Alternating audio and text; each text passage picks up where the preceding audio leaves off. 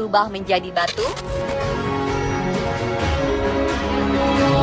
Bukan, ini bukan cerita rakyat Malin Kundang yang bercerita tentang kutukan sang ibu hingga si anak berubah menjadi batu. Tapi ini benar-benar nyata. Ya, seorang bayi berubah menjadi batu. Kasus bayi membatu terjadi pada wanita asal Maroko bernama Zahra Abu Talib. Dalam tubuhnya terdapat janin yang sudah berubah jadi batu. Kisah mengerikan ini bermula ketika Zahra Abu Talib mengandung anak pertamanya di usia 26 tahun. Tiba saatnya ia akan melahirkan. Zahra dibawa ke rumah sakit di daerah Casablanca, dekat tempat tinggalnya di Maroko, untuk menjalani proses lahiran sesar. Zahra bercerita ketika ia berada di rumah sakit, ia begitu ketakutan setelah melihat seorang pasien perempuan meninggal dunia saat proses melahirkan. Peristiwa ini membuat Zahra trauma dan khawatir akan mengalami hal yang sama. Ia lalu memutuskan untuk kabur dari rumah sakit dan menahan rasa mulas dan sakit selama 2 hari hingga tidak jadi melahirkan. Setelah 2 hari menahan sakit, ajaibnya sakit yang luar biasa ini berhenti begitu saja. Zahra pun mempercayai mitos bahwa ia mengalami kasus yang dinamakan bayi tidur.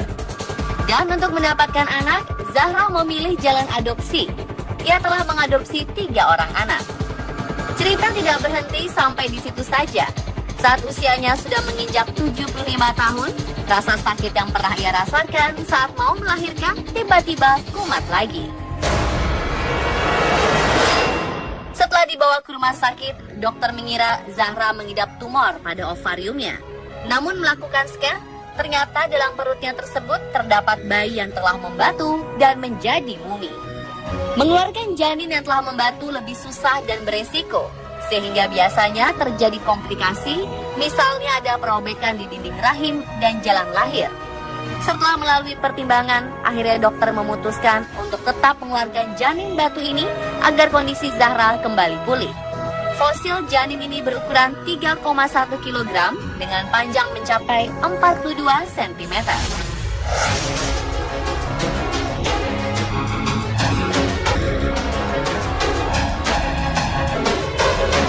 Peristiwa bayi menjadi batu tak hanya terjadi pada Zahra Abu Talib. Dalam kurun waktu 400 tahun, sekitar 300 wanita lainnya di dunia juga mengalaminya. Contoh lainnya dialami oleh wanita berusia 92 tahun di Chili. Di dalam perut nenek ini terdapat bayi yang tak dilahirkan dan diperkirakan telah berusia 50 tahun dalam perutnya. Bedanya dengan Zahra Abu Talib, nenek ini mengaku tidak pernah menyadari kalau ia sedang hamil. Bayi naas tersebut harus menemui ajalnya dengan meringkuk kaku serta membatu.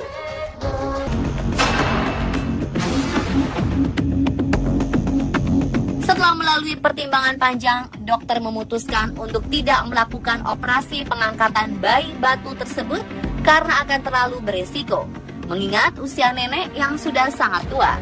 Si nenek pulang tanpa mendapat pengobatan. Kasus serupa juga pernah terjadi di Indonesia, tepatnya di daerah Jambi. Awal Maret 2017 lalu, perempuan yang diketahui sudah berumur 60 tahun mengandung hingga puluhan tahun. Namun anehnya, sang ibu tidak sadar bila dirinya sedang mengandung sang bayi. Peristiwa langka ini diketahui setelah sang ibu memeriksakan diri ke dokter. Saat dicek, barulah diketahui bahwa perempuan asal Kabupaten Tanjung Jabung Timur ini tengah mengandung, namun bayinya tersebut telah membatu. Diperkirakan usia kandungannya sudah berusia 37 tahun. Sayang, sang buah hati telah tiada. Ia telah lama meninggal dunia di dalam perut sang ibu. Bayi yang menjadi batu ini telah diangkat melalui proses operasi.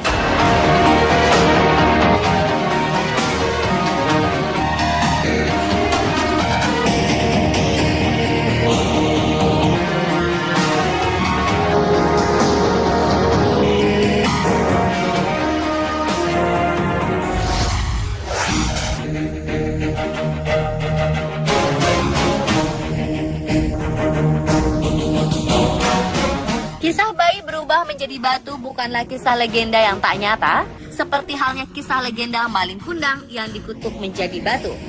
Di dunia medis, fenomena ini dinamakan dengan istilah bayi kalsifikasi, alias bayi yang telah mengalami proses membatu. Kasus tersebut dikenal dalam kalangan medis sebagai lithopedion atau bayi batu. Litho berarti batu dan pedium artinya anak.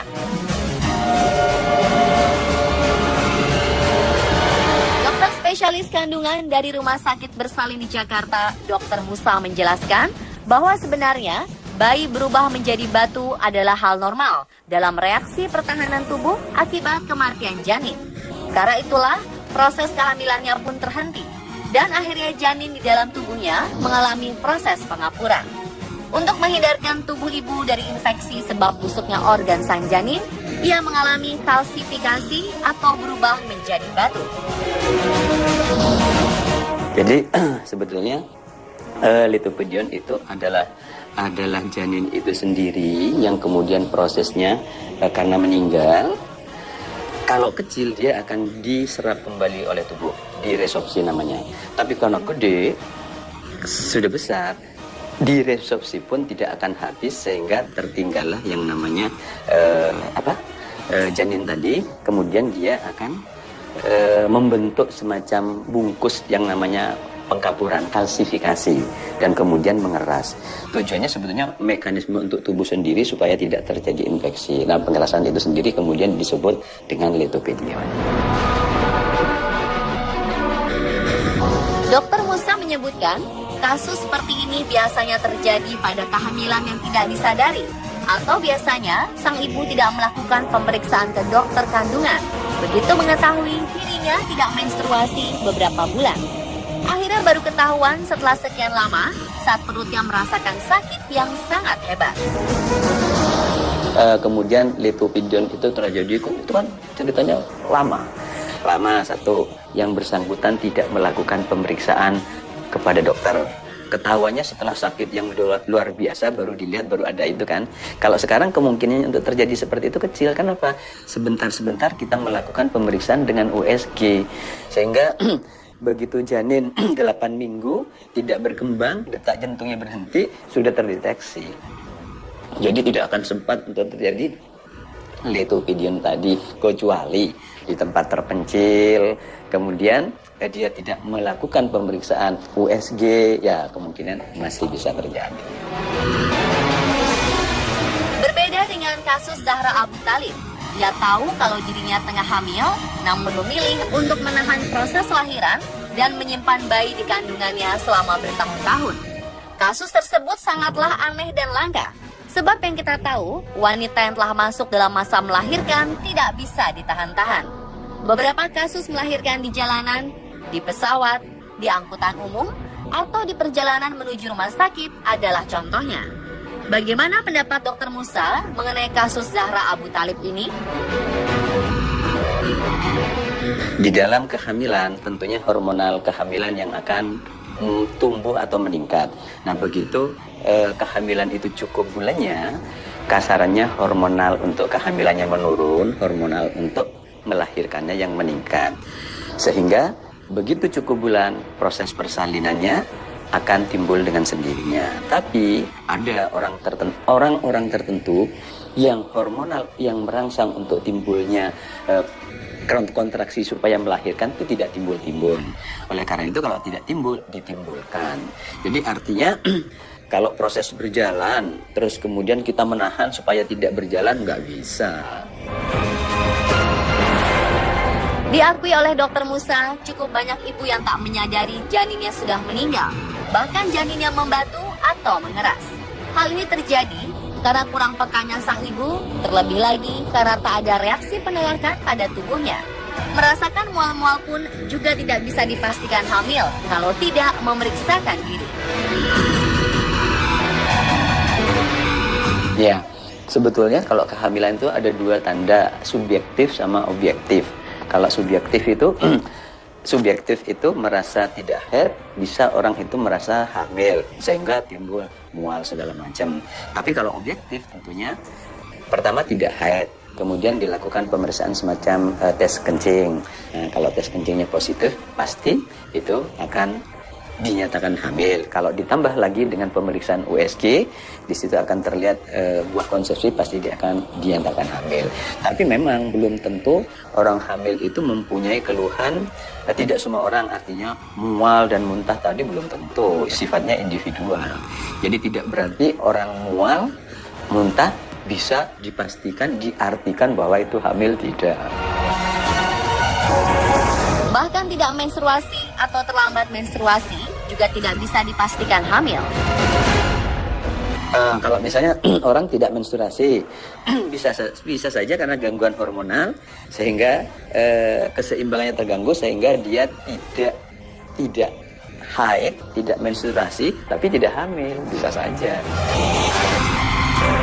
Jadi cara paling benar untuk mengetahui sudah hamil atau belum adalah dengan memeriksakan diri ke dokter untuk dilakukan USG. Begitu pula dengan tanda-tanda kematian janin di kandungan. Janin tidak bergerak, detak jantung menghilang, kram atau sakit perut, semuanya hanya dapat diketahui dengan melalui pemeriksaan USG.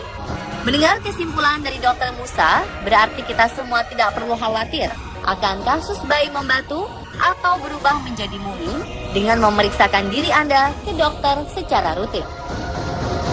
Dan pemirsa, itulah tadi penjelasan mendalam mengenai bayi batu versi on the spot. Semoga menambah pengetahuan kita ya.